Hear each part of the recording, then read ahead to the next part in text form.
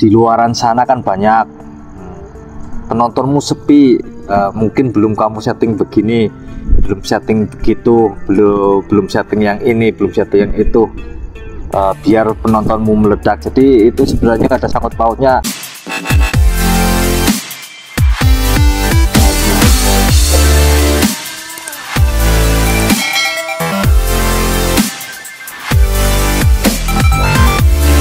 Assalamualaikum warahmatullahi wabarakatuh. Ketemu dengan saya lagi di channel online tutor. Terima kasih untuk teman-teman yang sudah mengeklik video saya ini, dan saya ucapkan banyak-banyak terima kasih untuk teman-teman semua yang sudah memberikan saya super thank. Semoga rezekinya lancar, barokah selalu, dan channelnya cepat dimonetisasi. Duduk santai di tepi pantai ya teman-teman ya, sambil ngopi dulu seperti biasanya, dan jangan lupa udut ya teman-teman ya. Ngopi dulu, udut dulu.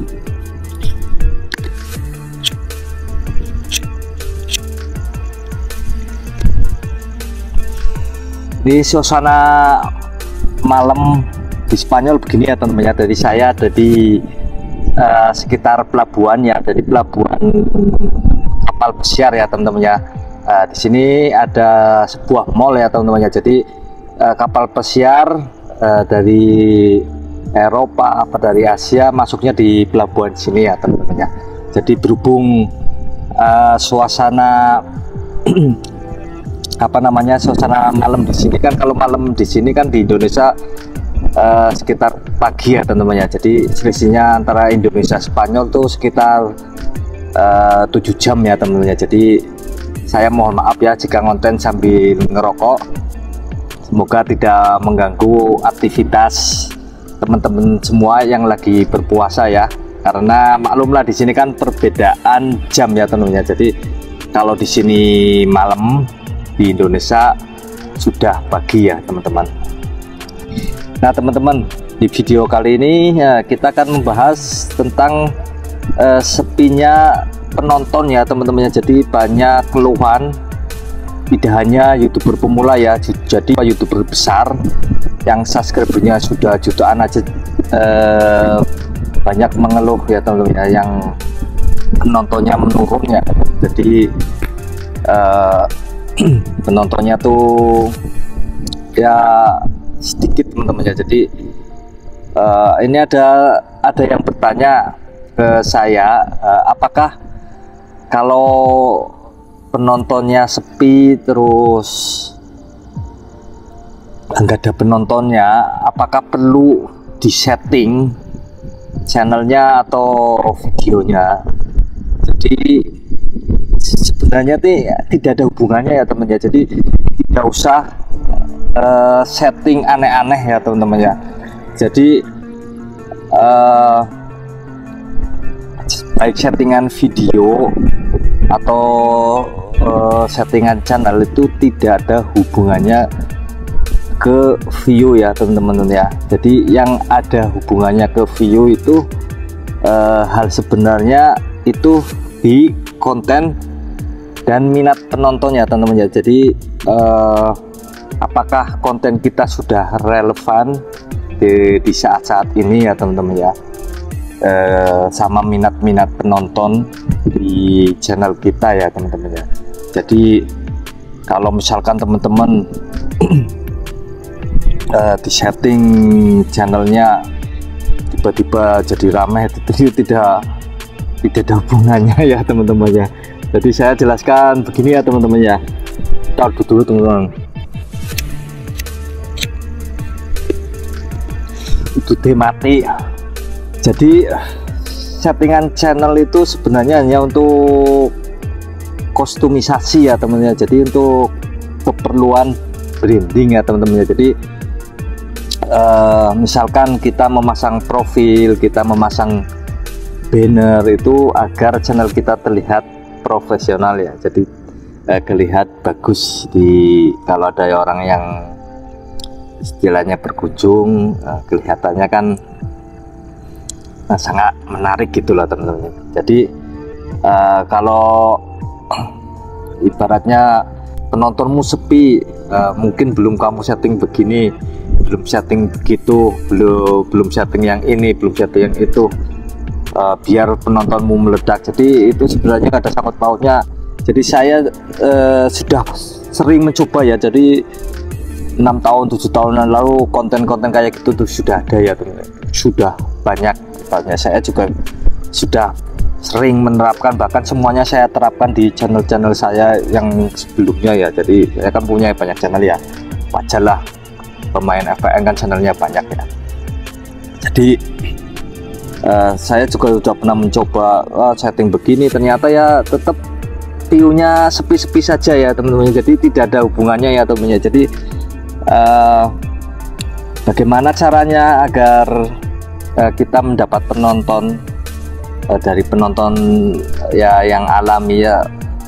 Jadi yang ada hubungannya itu sebenarnya tuh di konten kita ya teman-teman. Jadi konten kita tuh sudah relevan sama minat penonton apa belum ya, intinya tuh di konten ya teman-teman ya. Jadi bukan di settingan channelnya ya teman-teman. Jadi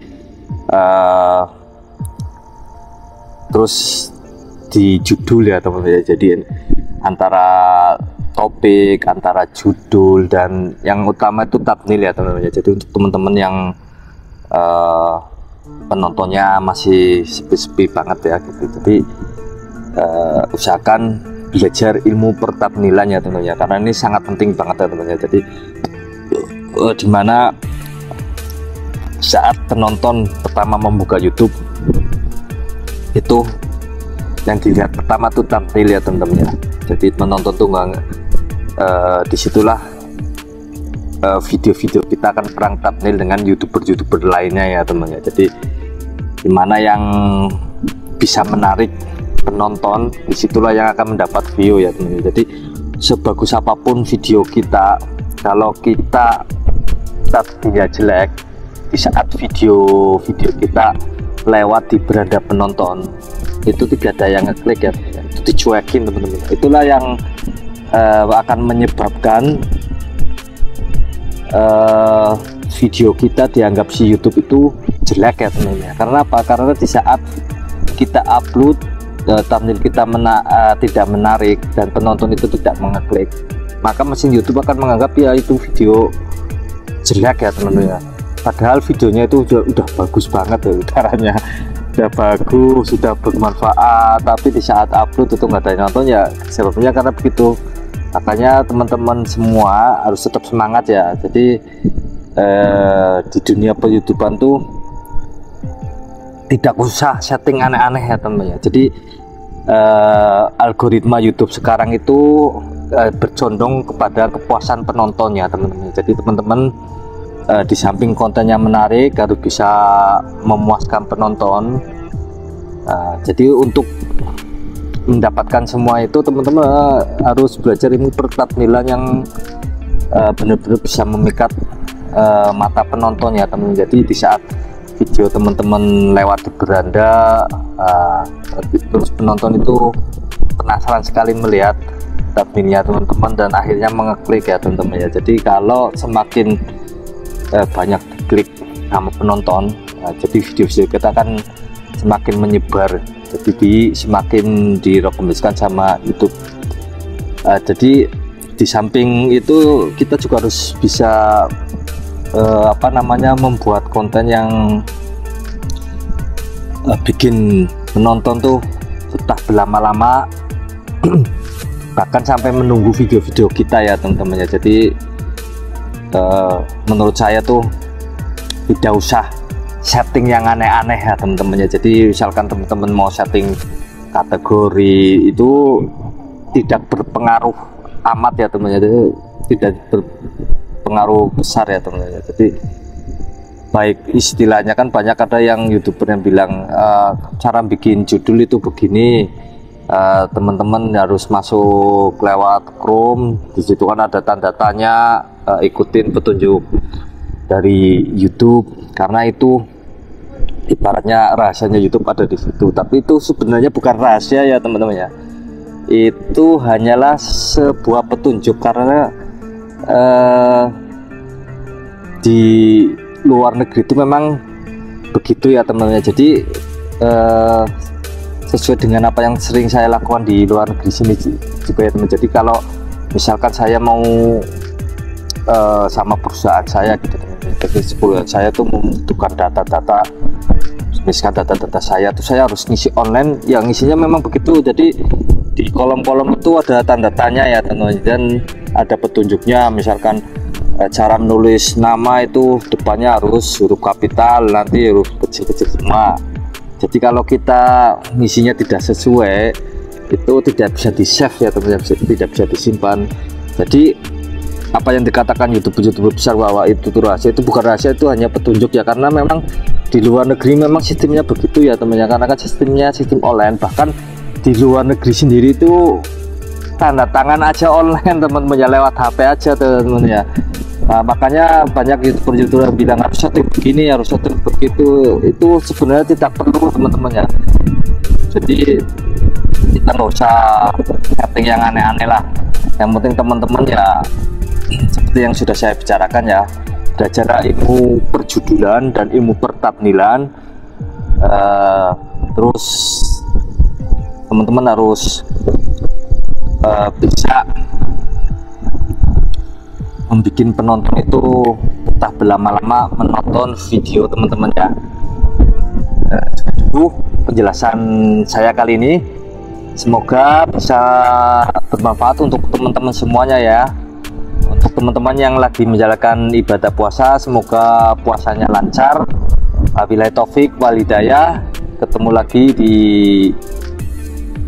konten saya berikutnya ya. Ciao ciao.